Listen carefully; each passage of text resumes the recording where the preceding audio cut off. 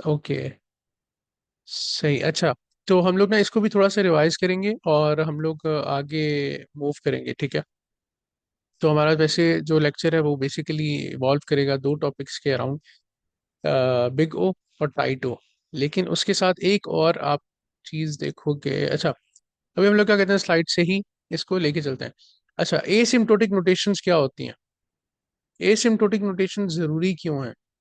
ठीक है, बेसिकली मैं आपको वो चीज़ बताता हूँ। अगर मैं आप लोगों को ये कहूँ कि आप लोगों के पास 10 नंबर्स हैं, ठीक है, उन 10 नंबर्स में से आपने एक नंबर ढूंढना है, तो आप लोगों को कितना टाइम लगेगा उसको ढूंढने में? For example, you have numbers like 1 second, like 1, 3, 5, 7, 9, 15, 17, 18, 19 and 20। Okay, let's say मैं आप लोगों को ये कहता हूँ कि आप लोगों ने इसमें से 20 ढूंढना है, तो आप लोगों को कितना टाइम लगेगा? आप लोग क्या लॉग करोगे? एन। लॉग इन नहीं लगेगा ब्रो, लॉग इन नहीं लगेगा। तो क्यों? देखो, लॉग एन बाइनरी सर्च से नहीं कर सकते? ओके, तो मैं ये एक्सपेक्ट कर रहा हूँ कि अभी यहाँ पे लोगों को बाइनरी सर्च और सर्चिंग एल्गोरिदम्स का आइडिया नहीं है। हम लोग बहुत बेसिक से ओके लेके ओके चलते ओके। हैं। तो हम लोग क्या करेंगे, इसे ट्रैवर्स करेंगे। इस पूरी एक एरे है, लेट्स सपोज ये एक एरे है, ठीक है। तो इस एरे को हम लोग क्या करेंगे, ट्रैवर्स करेंगे। तो पहले हम लोग देखेंगे कि 1 पे जाएंगे, इधर इट्स 20 और नॉट। 3 पे जाएंगे, इट्स 20 और नॉट। 5 पे जाएंगे, इट्स 20 और नॉट। 7 पे जाएंगे, इट्स 20 और नॉट। करते करते करते करते हमें 20 मिला, लेकिन लास्ट पे मिला।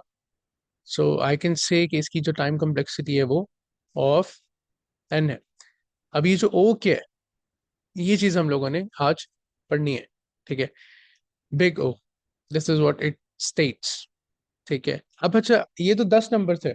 अगर आपको 1 मिलियन नंबर दिया जाए, 1 मिलियन नंबर्स में से आपने एक नंबर फाइंड करना है, तो आप लोगों को 1 मिलियन में ये कह सकता हूँ कि आपको 1 मिलियन ट्रावर्सल टाइम लगेगा। अगर हम लीनियर सर्च कर रहे हैं इसमें, बाइनरी सर्च में अभी नहीं कर रहा, राइट।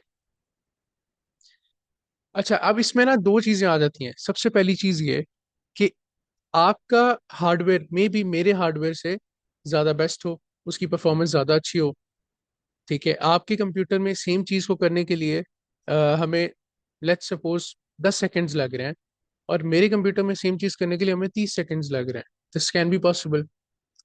तो हम लोग एग्जैक्ट टाइम क्यों फिगर आउट करें, कैसे फिगर आउट कर सकते हैं जब हार्डवेयर ही सेपरेट है? तो यहाँ पे हमारे पास एक टर्म आती है एसिम्प्टोटिक नोटेशंस, जो हमें ये चीज़ बताती है कि हम लोग क्या करते हैं। हम लोग डिस्पाइट ऑफ द हार्डवेयर, हम लोग सेकंड्स को मेजर नहीं कर रहे। हम लोग मशीन हार्डवेयर की डिपेंडेंसी को इन्वॉल्व नहीं करेंगे। हम लोग क्या करेंगे, हम देखेंगे कि as our input grows, how is our time growing, ठीक है। इस चीज को फिगर आउट करने के लिए कि measuring how time grows as input size grows, हम लोग एक्सक्यूज मी सर। एसिम्प्टोटिक। जी जी। सर ये स्लैक में स्टूडेंट्स ज्वाइन नहीं कर सकते, ये लिंक इशू देख लें तो। 1 सेकेंड, यहाँ तो मैंने सबको ज्वाइन किया हुआ है।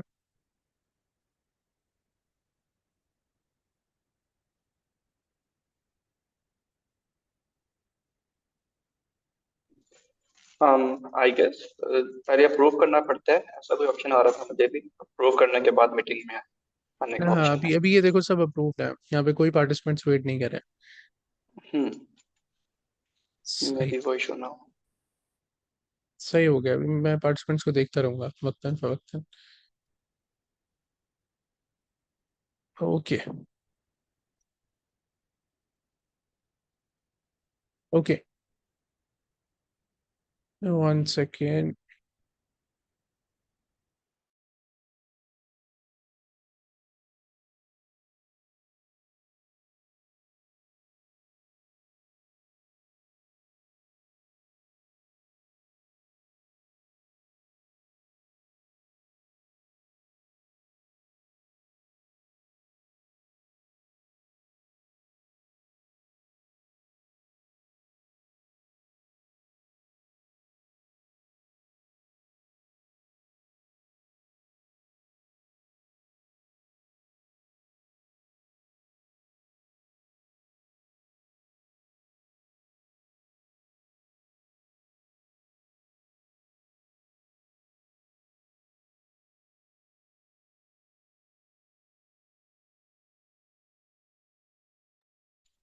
पहले जो लिंक आया है 9:58 पे वो डिफरेंट है, और जो 10 बजे आपने भेजा है वो डिफरेंट है, मे बी वो प्रीवियस लिंक पे ज्वाइन कर रहे हैं।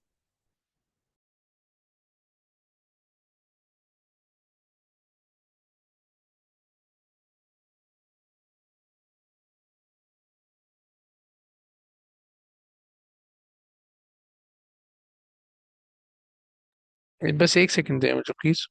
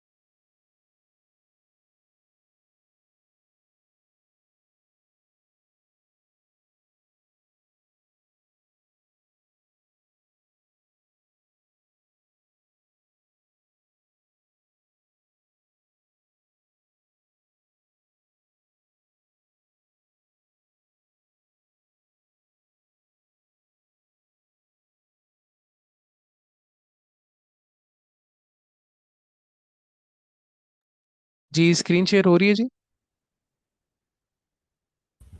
Yes sir. Okay one second,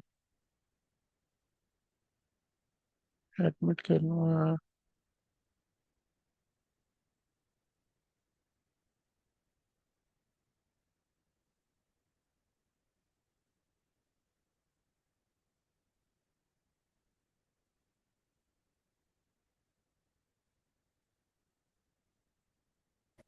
okay, तो अभी हम लोग स्टार्ट करते हैं।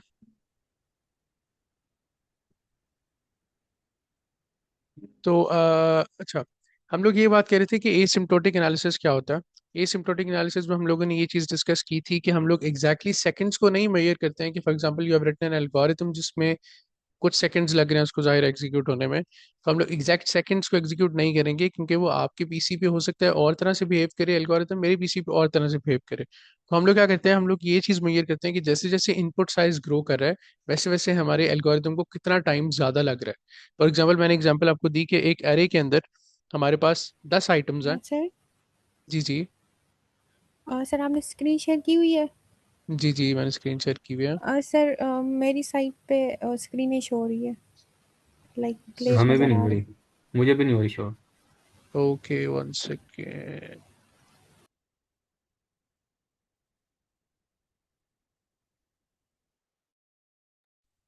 सर मैं होस्ट नहीं हूँ एक्चुअली, आप प्लीज़ मुझे होस्ट कर दें, मैं फिर स्क्रीन शेयर कर दूंगा क्योंकि होस्ट को ही अलाउ है मीटिंग शेयर करना स्क्रीन।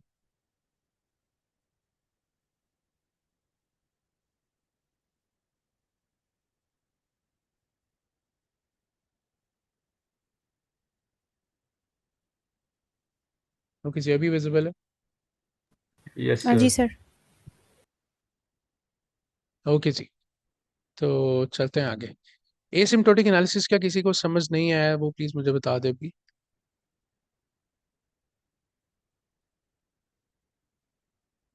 चले मैं एक्सपेक्ट करता हूँ कि एसिम्प्टोटिक एनालिसिस तक हम सबको समझ आ गया कि हम लोग क्या चीज़ बेसिकली हमारा मकसद क्या है इस सब को करने के लिए। तो हम लोग बेसिकली ये चाह रहे हैं कि जो भी हम एल्गोरिदम रखें लिखें वो इतना एफिशिएंट तो हो ना कि वो इतना ज़्यादा टाइम टेकिंग ना। फॉर एग्जांपल मैंने दो एल्गोरिदम्स रखे हैं एक ही चीज़ को अचीव करने के लिए, एक मेरा कॉमन गोल था उसके लिए मैंने दो एल्गोरिदम्स लिखे, एल्गोरिदम ए और एल्गोरिदम बी। अब ये तो मैं फिगर आउट कर सकूँ ना कि कौन सा एल्गोरिदम फास्ट है, टाइम एफिशिएंट है और स्पेस एफिशिएंट है। ठीक है, उस चीज को एनालाइज करने के लिए हम लोग एसिम्प्टोटिक एनालिसिस करते हैं। ठीक है, जिसमें हम लोग ये देख रहे होते हैं कि जैसे जैसे हमारा इनपुट साइज बढ़ेगा, फॉर एग्जांपल एक एरे के अंदर 10 आइटम्स से अब उस एरे के अंदर मिलियन आइटम्स हैं, तो उस चीज का इफेक्ट मेरे टाइम के ऊपर कैसे हो रहा है, उसको देखने के लिए हम एसिम्प्टोटिक एनालिसिस करते हैं। इसके थ्री बाउंड्स होते हैं। There are three bounds of performance, तीन बाउंड्स होते हैं, बाउंड्रीज बेसिकली होती हैं जिनसे मैं पता करता हूँ कि एसिम्प्टोटिक एनालिसिस कैसा है। For example, first one is big O. Sir मेरा एक क्वेश्चन है। जी जी जी सॉरी जी, to interrupt you. No issue. Sir ये अभी आपने बताया ना कि इनपुट साइज ग्रो करेगा, उसके लिहाज से हमने टाइम मेजर करना है कि कितना टाइम लगा है उस एल्गोरिदम को। जी तो जी मतलब वही हम एनालाइज करेंगे ना। तो जी ये जी। तो हर लाइक सिस्टम पे सेम होगा ना, लाइक मेरे सिस्टम पे भी सेम होगा, आपके सिस्टम पे भी सेम होगा, या डिफरेंट होगा ये? मतलब टाइम डिफरेंट होगा अगर हमारे ओके पास सेम डेटा है। Okay, I got you. आप कंफ्यूज्ड हैं कि फॉर एग्जांपल आपने कोई एल्गोरिदम लिखा है जिसका सेम डेटा है ऑब्वियसली, लेकिन आपको टाइम और लग रहा है, किसी और के सिस्टम पे टाइम और लग रहा है, राइट? यस। ये मतलब टाइम सेम रहेगा या फिर डिफरेंट होगा? ऐसा नहीं होगा। टाइम हमारा हार्डवेयर परफॉर्मेंस जो है वो डिफरेंट हो सकती है। फॉर एग्जांपल, आपके सिस्टम में 10 सेकंड लगे उसको एग्जीक्यूट करने में, मुझे 30 सेकंड लगे उसको एग्जीक्यूट करने में, लेकिन वो चीज़ हमारा मेन गोल नहीं है। उसको फाइंड आउट करना, ईच सेकंड्स सेकंड्स मेजर करना हमारा मकसद नहीं है। हम लोग किस बेसिस पे कह सकते हैं कि कौन सा एल्गोरिदम अच्छा है और कौन सा एल्गोरिदम नहीं अच्छा, उस बेसिस को एसिम्प्टोटिक एनालिसिस कहते हैं। और उसमें हम सिर्फ एक, कह लें कि बर्ड आई व्यू ले रहे होते हैं कि जैसे जैसे हमारा इनपुट साइज बड़ा होगा वैसे वैसे हमारे टाइम पे उसका क्या इफेक्ट होगा, लीनियर इफेक्ट होगा या क्या इफेक्ट होगा। मैं आपको आगे एग्जांपल से समझाऊंगा, आपको अच्छा क्लियर हो जाएगा। बट फॉर नाउ आप ये समझ लें कि ओके हम सर। सेकंड्स को मेजर नहीं करेंगे। हार्डवेयर मशीन की डिपेंडेंसी नहीं होगी। ओके। ओके ओके, लाइक अच्छा सही। अब मतलब हमने सिर्फ यही देखना है कि हमारा जो इनपुट साइज है उसके अकॉर्डिंग टाइम किस तरह कितना मतलब मेजर हो रहा एग्जैक्टली है, बस ये एग्जैक्टली देखना exactly, just a bird I I can view. add one example if allowed. या श्योर श्योर। ओके, सो जब हम टाइम कॉम्प्लेक्सिटी की बात कर रहे हैं तो हम टाइम की बात नहीं करने वाले। So we are basically going to see the number of operations. एक छोटी सी एग्जांपल लेते हैं। लेट्स अज्यूम लाइब्रेरी के अंदर एक शेल्फ है जिसमें कुछ बुक्स पड़ी हुई हैं। लेट्स अज्यूम n बुक्स हैं। उस शेल्फ में अगर हम अज्यूम करें n बुक्स हैं, सो एक बच्चा है जिसने जाना है और एक स्पेसिफिक बुक है जो फाइंड आउट करनी है। और वो जाएगा, पहले एक साइड से स्टार्ट करेगा, फर्स्ट बुक देखेगा, क्या ये वही बुक है जो वो ढूंढ रहा है? If not then the second one, third one, fourth one, fifth one. अब एक बुक को चेक करने में कि ये वही बुक है जो मैं ढूंढ रहा हूँ, उसको सपोज 1 सेकंड लगता है उसको चेक करने में। एक और बच्चा है जिसको चेक करने में 2 सेकंड लगते हैं कि ये वो बुक है कि नहीं। अब दो डिफरेंट बच्चे गए, नंबर ऑफ बुक सेम थे। अगर 10 बुक्स थी तो पहले बच्चे को 10 सेकंड लगे, इन वर्स्ट केस, क्योंकि हो सकता है वो बुक वहां पे हो ही ना, तो दूसरे बच्चे को लगेंगे 20 सेकंड, क्योंकि वो हर बुक को चेक करने में 2 सेकंड लगा रहे हैं। लेकिन अगर हम नंबर ऑफ ऑपरेशंस की बात करें तो दोनों के लिए number of operations, number of books जो वो चेक कर रहे हैं वो सेम है। 10 बुक्स ही चेक करनी है, एन बुक्स चेक करनी है। तो हम यहाँ टाइम की बात नहीं करेंगे, वी विल से कि अगर एन बुक्स हैं तो वर्स्ट केस में वो एन ऑपरेशंस मैं मैं परफॉर्म मैं करने वाले बिल्कुल हैं। सही, आप सही कह रहे हो। मैं इसमें ना एक चीज और इन्हें ऐड कर देता हूँ तो उन्हें अच्छी क्लैरिटी हम्म, हो जाएगी। वही एग्जांपल अरे वाली देखें। अगर यहाँ पे डिपेंड करता है, मैं आपको बताता हूँ। ये वाली जो अरे है, ठीक है, इस अरे के अंदर हमारे पास कितने ऑपरेशंस हैं? Let's say for example someone is trying to find 20, he has to check what, वो 1 पे जाएगा, वो 3 पे जाएगा, वो 5 पे जाएगा, 7 पे, 9 पे, 15 पे, ओवरऑल 20 पे जाएगा। उसने सारे ऑपरेशंस देखे। पर लेट्स से कि वो आया ही 1 को ढूंढने था, तो वो जब पहली ही बार में उसने चेक किया तो वो उसे मिल गया। This is the best case and the worst case. Worst case में उसे सारा ट्रैवर्स करना पड़ा और उसने फाइंड किया 20 को। लेकिन बेस्ट केस में उसने क्या किया? बेस्ट केस सिनेरियो उसके लिए यही था, जो वो ढूंढने गया था उसे सबसे पहले मिल गया। This is the best case, right? इस चीज की बात भी मैंने करनी है, सिनेरियोज की भी अंदर ही लिखी हुई है स्लाइड्स की, तो इसलिए मैं कह रहा हूँ कंटिन्यू करते हैं। अभी आप ये समझ लें कि थ्री बाउंड्स होते हैं, ठीक है? तीन बाउंड्रीज होती हैं जिनकी बेसिस पे हम लोग देखते हैं कि हमारे एल्गोरिदम की क्या परफॉर्मेंस है। One is the big O, the upper bound. One is the big omega, the lower bound. One is the big theta, the tight bound. Okay. अब बिग ओ बेसिकली हमारे पास क्या है? बिग ओ बेसिकली हम लोग, आप ये समझ लें कि हम लोग बाउंड्री दे रहे हैं, इसे सीलिंग भी कहते हैं। बिग ओ को हम सीलिंग भी कहते हैं। सीलिंग का आपको पता है ना, छत को सीलिंग कहते हैं। सीलिंग इसे इसलिए कहते हैं द एल्गोर, इसे आप ये समझ लो कि the algorithm will not grow as faster and then that, ये दिस इज द बाउंड्री, इससे ज्यादा तेज एल्गोरिथम नहीं चलेगा, ठीक है।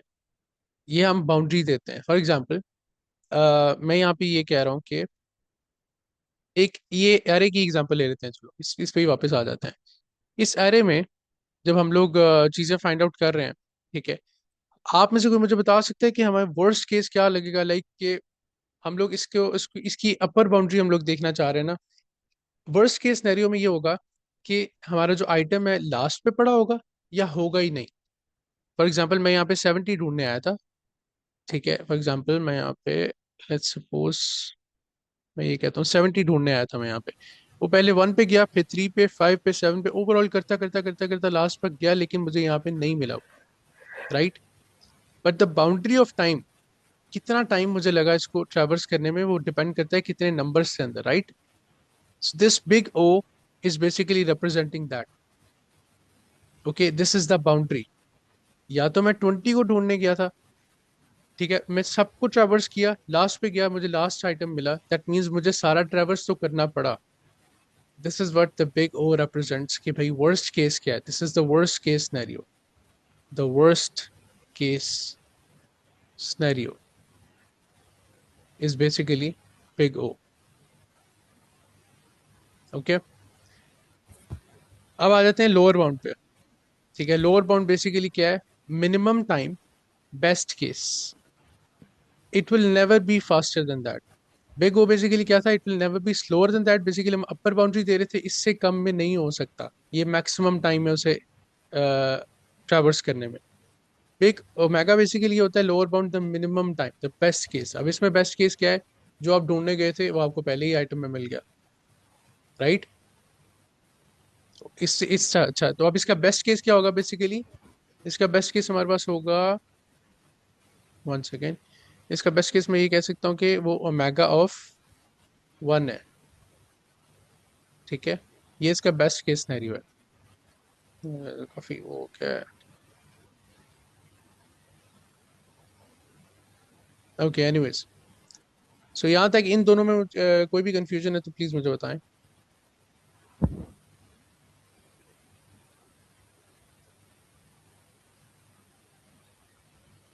तो आई होप कि इसमें कोई कंफ्यूजन नहीं है। सर इस इसमें हमें ये मतलब हमें नहीं पता होगा ना, ये तो एल्गोरिदम हमें बताएगा कि हाँ अगर आपको पहले पहले कोई चीज मिल रही है तो एक बेस्ट केस है, अगर वो थोड़ा सा टाइम ले रहा है तो इसका मतलब है कि वो वर्स्ट केस है, उसने अगर हमें कोई इन्फॉर्मेशन थोड़ा सा ज्यादा टाइम निकाल के दी है तो। ओके, तो बेसिकली जब आप इंटरव्यू में एक एल्गोरिथम लिखते हैं ना, फॉर एग्जांपल आपको यही सिनेरियो का searching for a target number in array, no matter your target number is 7, no matter your target number is 10, हमें नहीं पता, हमें अरे भी नहीं पता होती कि क्या अरे होगी, क्या नंबर होगा, नहीं पता। लेकिन क्या है कि हम लोग जब इंटरव्यू दे रहे होते हैं, हम लोग उन्हें वर्स्ट केस सिनेरियो बताते हैं कि इन वर्स्ट केस हमारा एल्गोरिदम क्या टाइम लेगा। तो दैट इज वाई आपने देखा होगा कि जब भी आप कोई ट्यूटोरियल वगैरह देख रहे हो यूट्यूब पे, वो बिग ओ से ही टाइम कम्प्लेक्सिटी को रिप्रेजेंट करते हैं। I hope you have noticed. उसमें ये होता है कि हम इंटरव्यूअर को बता रहे होते हैं कि the worst case, in worst case my algorithm will take this much time. तो फॉर एग्जाम्पल आपको एक इंटरव्यूअर ने एक क्वेश्चन किया कि I want to search a number in an array, तो आपके पास कोई भी एरे है और आपने ये कोड उसके अगेंस्ट लिख दिया कि फॉर आई इन रेंज, अगर वो मेरा एरे का आइटम मेरे टारगेट के इक्वल है तो मैं रिटर्न कर दूंगा। दिस इज सिंपली, आप अब इसे ना देखें तो सिंटेक्स है पाइथन का बेसिकली। उसमें हम ये कर रहे हैं कि हम एक एक अरे के आइटम के पास जा रहे हैं और देख रहे हैं कि हमारे पास कहाँ पे पड़ा है वो टारगेट एरे, ठीक है, टारगेट आइटम। तो लेट्स से वो 5 था, तो दैट मीन्स वो बेस्ट केस था। लेट्स से वो 7 था, तो दैट मीन्स वो वर्स्ट केस था। लेट्स से वो था ही नहीं, वो भी वर्स्ट केस था। लेकिन हम लोग इंटरव्यूअर को क्या कहेंगे कि what is the time complexity it is taking, big O of n, because this is the worst it can go. हम लोग मैक्सिमम बाउंड्रीज देख रहे होते हैं। ओके, केस स्टडी 2 पे आते हैं, the certainty of tight bounds. अच्छा, टाइट बाउंड्स की बेसिकली मैं बात करता हूँ। टाइट बाउंड को थीटा बाउंड भी कहते हैं। ये हमने पढ़ लिया, ये अपर बाउंड है, सीलिंग है, ये सीलिंग है। ये हमने पढ़ लिया, ये ओमेगा है, ये फ्लोर है, ठीक है। बिग O को मैं इस तरह से कहता हूँ, ये मैक्सिमम टाइम आप समझ लो, big omega minimum time. What is a big theta? Theta होता है एग्जैक्ट ग्रोथ रेट। अच्छा, इसकी ना मैं आपको एग्जांपल क्या बताता हूँ। एग्जांपल आप इसकी ये समझ लो कि फॉर एग्जांपल बिग ओ को मैं इस तरह से कहता हूँ कि it is a maximum time ना, द मैक्सिमम टाइम आपको स्कूल पहुंचने में मैक्सिमम टाइम लगता है, लेट्स से 1 घंटा। अब 1 घंटे से ज्यादा आपको नहीं लग सकता। मे भी आपको 20 मिनट लगे, मे भी आपको 30 मिनट लगे पहुंचने में, मे भी 40 लगे, 45 लगे, लेकिन 1 घंटे से ऊपर आपका नहीं टाइम जाएगा। This is what big O represents. ठीक है। लोअर बाउंड हमें क्या रिप्रेजेंट करता है? Minimum time. मिनिमम टाइम आपको स्कूल पहुंचने में, best case scenario for example traffic नहीं थी, सब सब सॉर्टेड था, तो आपको क्या लगा? 20 मिनट लगे। This is what the minimum time represents. Theta आपको क्या रिप्रेजेंट करता है? थीटा आपको रिप्रेजेंट करता है कि कितना टाइम लगा। फॉर एग्जांपल आपको 12 मिनट लगे स्कूल पहुंचने में। This is what theta represents. I hope इस एग्जांपल से चीजें क्लियर हुई होंगी। तो अभी हम लोग क्या करते हैं, केस स्टडी 2 को पढ़ते हैं। केस स्टडी 2 में क्या है, हमारे पास एक मैट्रिक्स दिया हुआ है एन क्रॉस एन का। इसमें कुछ रोज हैं और कुछ कॉलम्स हैं, और इसमें से हमने नंबर ढूंढना है। ठीक है। फॉर एग्जांपल ये नंबर ढूंढना नहीं है, हम कहते हैं कि हमने हर आइटम को प्रिंट करना है। हर एक आइटम को प्रिंट करना है। तो हर एक आइटम को प्रिंट करने के लिए मुझे हर हर जगह पे जाना पड़ेगा। मुझे यहाँ पे भी जाना पड़ेगा, यहाँ पे भी जाना पड़ेगा, हर जगह जाना पड़ेगा। तो in the best case scenario और in the worst case scenario मुझे हर आइटम को एक बार विजिट करना पड़ेगा, करेगा। यस। क्योंकि हर आइटम को मैंने प्रिंट करना है। सो मैं ये कह सकता हूँ कि इसका अपर बाउंड भी एन स्क्वायर था, ओ ऑफ एन स्क्वायर था। इसका लोअर बाउंड भी ओमेगा ऑफ एन स्क्वायर था। मैं कह सकता हूँ, क्योंकि एन क्रॉस एन मैट्रिक्स है। N is the number of rows and n is the number of columns. तो n cross n is what? N square. मैं इसका ये कह सकता हूँ कि मुझे जो इसका बेस्ट केस सिनेरियो है, वो भी इस केस में big O of N square है, और इसका जो हमारा वर्स्ट केस सिनेरियो है, वो भी omega omega of N square है। ओमेगा यहाँ पे अब रिप्रेजेंट नहीं होता, इसलिए मैं ऐसे ही लिख रहा हूँ। मैं ये कह सकता हूँ इस केस में ऐसे है, इस वाली एग्जांपल में, पर्टिकुलर इस एग्जांपल में हमारा अपर बाउंड और लोअर बाउंड सेम है, राइट? तो इस केस में मैं ये कह सकता हूँ कि हमारा जो जिस जिस जहां पे भी हमारा अपर बाउंड और लोअर बाउंड सेम हो जाता है, हम वहां पे ये कहते हैं कि ये एक टाइट बाउंड को रिप्रेजेंट करता है। That means this is exactly gonna take this much time, theta of N square. इसमें इस केस में मुझे एग्जैक्टली एन स्क्वायर टाइम लगेगा। तो मैं इंटरव्यूअर को ये कहूंगा कि भाई हमें theta of N square time लगेगा। Why theta? Why not big O या why not big omega?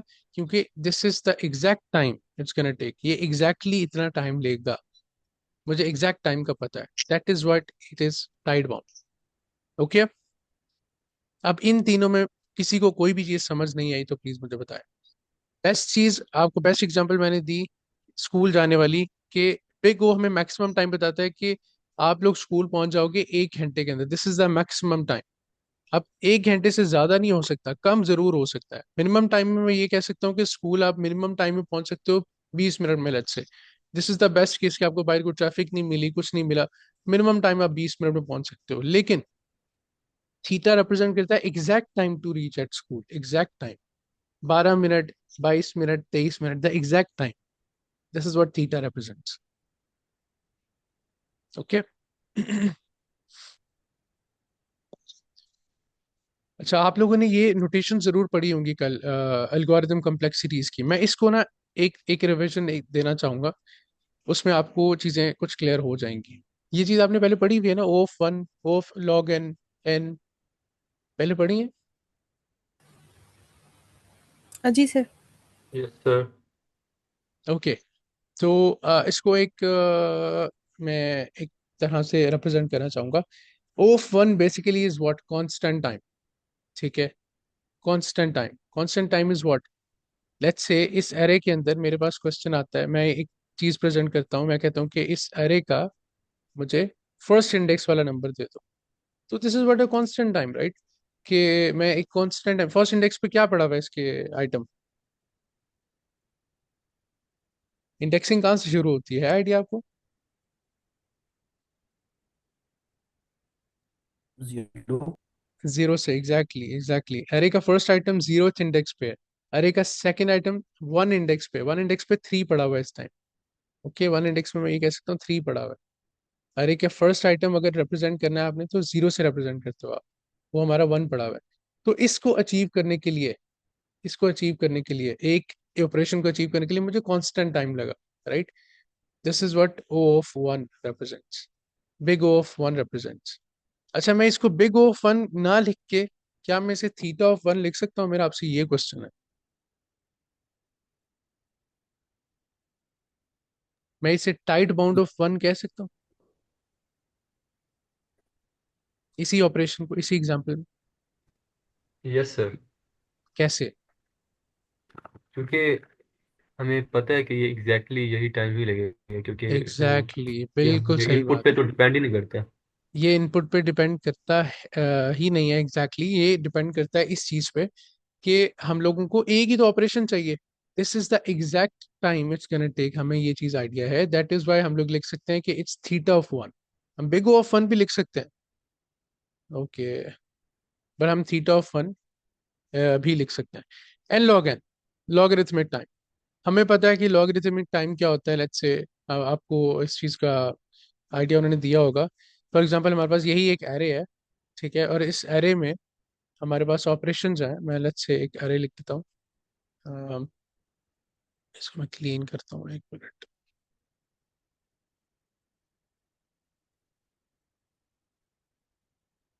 Okay, हमारे पास एक एरे है, लेट्स सपोज वो एरे है हमारे पास।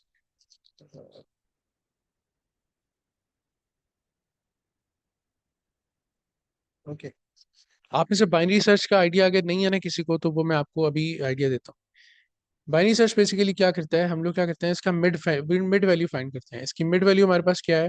इसकी मिड वैल्यू हमारे पास लेट्स से 5 है या 6 है, जो भी है हमारे पास मिड वैल्यू। लेट्स से मैं इसको ना ऑड कर लेता हूँ तो हमें मिड वैल्यू का वो हो जाएगा। मिड वैल्यू हमारे पास लेट्स से 6 है, ठीक है। अब मैं क्या करूंगा इस ऑपरेशन को, फॉर एग्जाम्पल बाइनरी सर्च का बेसिकली मकसद ये होता है कि हम लोगों ने इसमें एक आइटम सर्च करना है, ठीक है। उस आइटम को हमने एफिशिएंटली सर्च करना है, तो बजाय इसकी कि हम हर एक को विजिट करें एक एक एक एक करके, क्योंकि अगर वो 11 हुआ तो हमें वो फैन लगेगा वर्स्ट केस। तो हम लोग इसको ऑप्टिमाइज करने के लिए क्या करते हैं, हम लोग एक ऑपरेशन करते हैं जिसे बाइनरी सर्च का नाम देते हैं। और उस बाइनरी सर्च में हम लोग ये करते हैं कि हम मिडिल वैल्यू फाइंड करते हैं। लेट्स से हमने मिडिल वैल्यू फाइंड की। मिडिल वैल्यू उसकी क्या थी, हमारे पास 6 मिडिल वैल्यू थी लेट्स से। तो हम लोग क्या करेंगे, इसको फिर हम डिवाइड कर देंगे दो आइटम्स, दो एक अरेज में, ठीक है। पहली अरे हमारे पास ये हो जाएगी, दूसरी अरे ये हो जाएगी, और हम देखेंगे कि भाई हमारा जो आइटम था जो हम सर्च कर रहे थे वो लार्जर था या स्मॉलर देन 6 था। 6 हमारा था ना, बेसिकली हमने मिड वैल्यू फाइंड की। Let's say I was finding 11, तो 11 जो है हमारे 6 से ज़्यादा है या कम है? ज़्यादा है। तो फिर हम लोग क्या करेंगे, इस पूरी अरे को छोड़ देंगे और हम सिर्फ इस पे फोकस करेंगे कि हमारा आंसर यहाँ पे लाई करता है। तो मैंने एक ऑपरेशन में आधी अरे को साइड पे कर दिया, और इस तरह मैं हर ऑपरेशन में आधी आधी अरे को साइड करता रहूँ। This is what logarithm of n represents की cuts problem in half each step. This is what binary search is. ये मैंने एग्जांपल इसीलिए ऐड किए कि आपको ये चीजें याद रहेंगी, कांस्टेंट टाइम याद रहेगा। Okay, one second. Okay, linear search हमें आइडिया है। लीनियर सर्च के बारे में मैंने अभी बात की कि अगर हम हर एक आइटम को विजिट कर रहे हैं तो उसे मैं ओ ऑफ एन कहूंगा, लीनियर सर्च। और एन लॉग एन बेसिकली क्या है कि for each item, her item के लिए मैं कुछ ऐसा कर रहा हूँ जिससे चीजें हाफ हाफ डिवाइड हो रही हैं। आप इसे ऐसा समझ लो, मर्ज सॉर्ट में बेसिकली ये होता है। आप इसका मर्ज सॉर्ट पढ़ सकते हैं, या मैं इसको थोड़ा सा एक्सप्लेन कर देता हूँ। चलिए, एन लॉग एन को मैं थोड़ा सा एक्सप्लेन करूंगा। एन लॉग एन बेसिकली क्या चीज़ करता है। फॉर एग्जाम्पल हमारे पास एक एरे है, मैं एरे दोबारा से लेता हूँ, और वो एक रैंडम एरे है, ठीक है। उसमें चीज़ें सॉर्टेड नहीं है, let's say.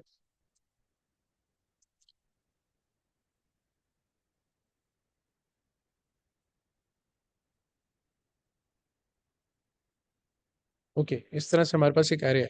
Merge sort basically क्या करेगा, वो मिडिल एलिमेंट को पकड़ेगा, मिडिल एलिमेंट की बेसिस पे ना इसे डिवाइड कर देगा दो अरेज में, ठीक है। दो अरेज में डिवाइड कर देगा। उसके बाद क्या करेगा कि इसको अलग से सॉर्ट करना शुरू कर देगा, इसको अलग से सॉर्ट करना शुरू कर देगा, और बाद में इन दोनों को ऐड करके एक सम अप आंसर दे देगा जो कि एक सॉर्टेड अरे होगी हमारे पास। तो बेसिकली हम लोग क्या करें, हर ऑपरेशन के लिए हाफ हाफ चीजें डिवाइड कर रहे हैं. This is what log N represents.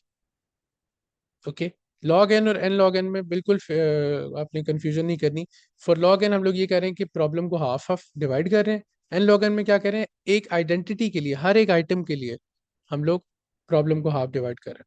This is what the difference is. N square की एग्जांपल मैंने अभी ऊपर दी कि हम हर ऑपरेशन को विजिट कर रहे हैं, तो this is what the N square represents. और टू एन बेसिकली क्या होता है कि हर ऑपरेशन के लिए हमारे पास जो प्रॉब्लम है वो डबल होती जा रही है. This is what the two N represents. इसकी एग्जांपल मैं आपको देता हूँ. बेसिकली फॉर एग्जांपल इसकी एग्जांपल हम क्या दे सकते हैं. ओके. ओके, इसमें हम लोग ये कर सकते हैं, हम फिबोनाची, किसी ने फिबोनाची पढ़ा है? फिबोनाची की ना एक सीरीज होती है. फिबोनाची सीरीज क्या होती है मैं आपको बताता हूँ. फिबोनाची सीरीज में हमारे पास ये चीज आती है कि नंबर्स हमारे पास किस तरह से होते हैं. फॉर एग्जाम्पल पहला नंबर फिबोनाची का होता है 0, दूसरा होता है 1, तीसरा होता है इन दोनों को ऐड करके 1, चौथा होता है लास्ट टू नंबर्स को ऐड करके 2, लास्ट टू नंबर्स को दोबारा से ऐड करो 3, लास्ट टू नंबर्स 3 और 2 को ऐड करो 5, 5 और 3 को ऐड करो 8. This is what the Fibonacci number is. इस तरह से ये सीरीज चलती रहती है, चलती रहती है, चलती रहती है. इसे फिबोनाची नंबर कहते हैं. ठीक है. तो फिबोनाची नंबर में ना हम लोग रिकर्जन का यूज करते हैं. जहां पे भी बात रिकर्जन की आएगी ना, रिकर्जन इज अ कॉन्सेप्ट जहां पे हम लोग क्या करते हैं, फंक्शन कॉलिंग बेसिकली कर रहे होते हैं. ये बहुत एडवांस टॉपिक्स हैं, हम लोग इस सब को कवर करने वाले हैं इस सारी सीरीज में. अभी सिर्फ मैं आपको ग्लिम्स दे रहा हूँ, सिर्फ आपको एक ग्लिम्स दे रहा हूँ कि इस सीरीज को कंप्लीट करने के बाद आप लोग इस काबिल होगे कि आप लोग ये सब कुछ अचीव कर सको, इंटरव्यूअर को बता सको. ओके. तो इसमें हम लोग क्या करते हैं कि for Fibonacci of A, let's say हम लोग फिबोनाची ऑफ हमने 8 फाइंड करना है ना, तो मैं कहता हूँ कि फिबोनाची ऑफ 8 में कैसे फाइंड कर सकता हूँ. उसके लिए मुझे कॉल करना पड़ेगा फिबोनाची ऑफ 7 को प्लस फिबोनाची ऑफ 6 को.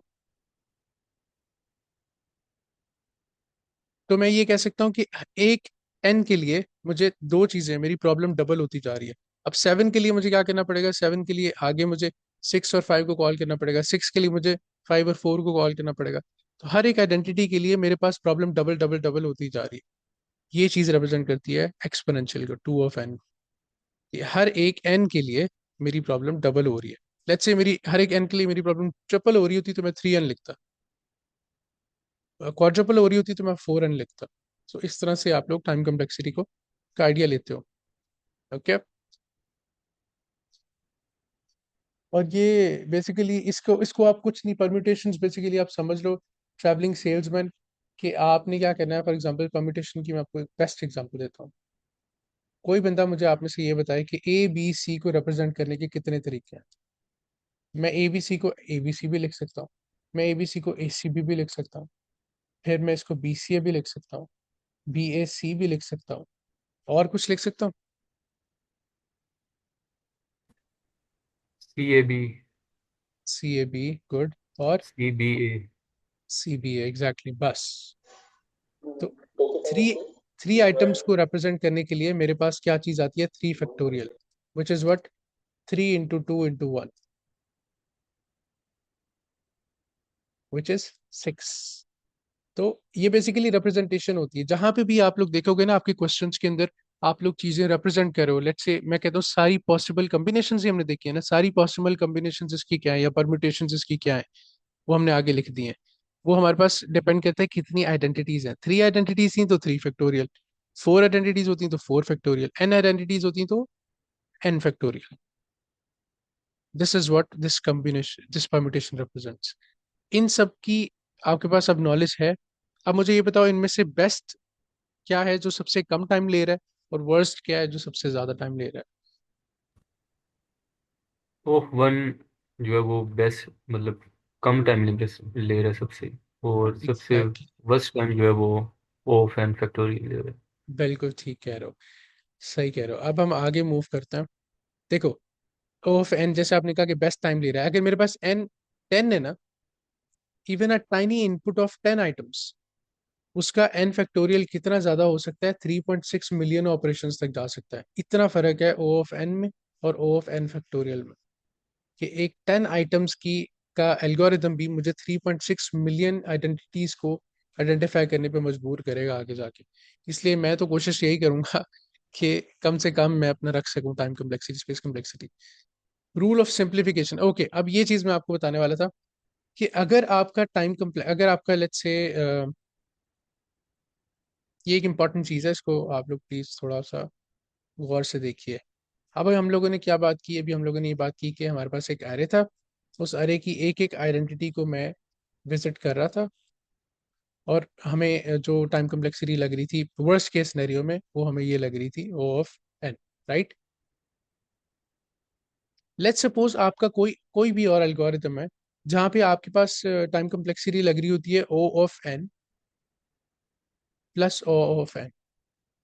वो कैसे लग सकती है? लेट्स से मेरे पास दो अरेज थे, लेट्स से मेरे पास दो अरेज थे, ये इस तरह का ही सेम एरे था हमारे पास। Uh-oh.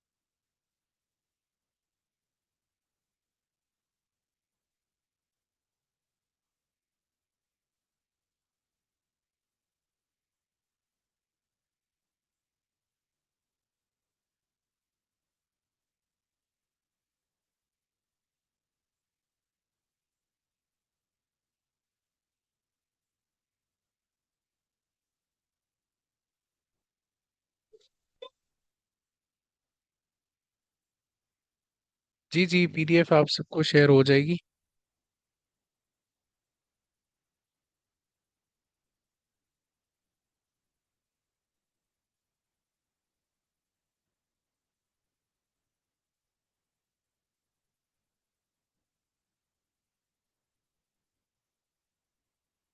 बस एक मिनट, कुछ पार्टिसिपेंट्स आ जाएं।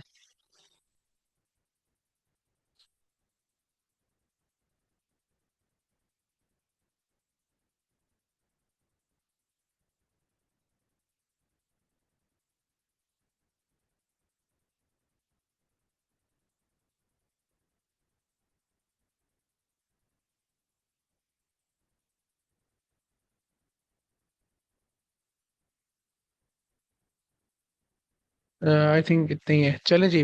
विदाउट वेस्टिंग एनी टाइम हम लोग मूव ऑन करते हैं। तो लास्ट चीज़ जो मैं आपको बताने वाला था वो ये कि आपको मैंने सबको बताया कि हम लोग इंटरव्यूअर को अपना वर्स्ट केस बता रहे होते हैं, सही है। वन सेकेंड, स्क्रीन काम नहीं कर रही है मेरी।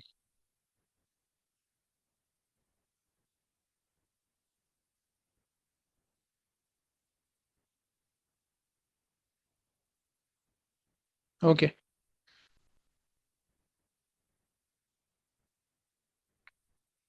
स्क्रीन शेयर हो रही है।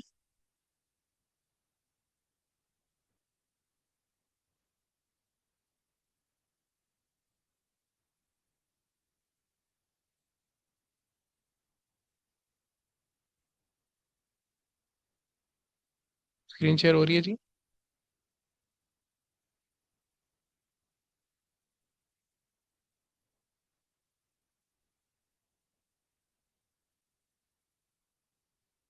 अच्छा अच्छा जी। तो लास्ट चीज हम लोग यहाँ पे पढ़ रहे थे वो रूल ऑफ सिंप्लीफिकेशन है। जैसे मैंने आपको बताया कि इंटरव्यूअर को हम लोगों ने वर्स्ट केस टाइम सिनेरियो देना होता है, लेकिन उस वर्स्ट केस में हम लोग कॉन्स्टेंट्स को इग्नोर करते हैं। फॉर एग्जांपल, आपकी टाइम कम्प्लेक्सिटी, अभी हम ये नहीं देखेंगे कि कैसे निकाल रहे हैं हम लोग टाइम कम्प्लेक्सिटीज को, बस अभी आप ये समझ लें। For example, O of N की बजाय आपकी time complexity 2 O of N आती है। लेट्स से हमारे पास जो है वो ये चीज़ आती है O of N plus O of n, हमारे पास टाइम कम्प्लेक्सिटी हम लोग अचीव कर रहे होते हैं, which is equal to what, two of O N, right. लेकिन हम इंटरव्यूअर को ये टू ऑफ ओ एन कहने की बजाय हम लोग उसे सिर्फ ये कहेंगे, हम लोग कहेंगे कि it is round about equal to big O of N. Constants are always ignored. अब यहाँ पे 100 ON भी होता तब भी हम लोग इसे यहाँ पे यही कहेंगे कि this is what, big of N, because constants are always ignored. ये एक कॉन्सेप्ट है। फॉर एग्जाम्पल, अच्छा, हमारे पास अब एक और चीज यहाँ पे ये आ रही होती है। On second, participants are being entered.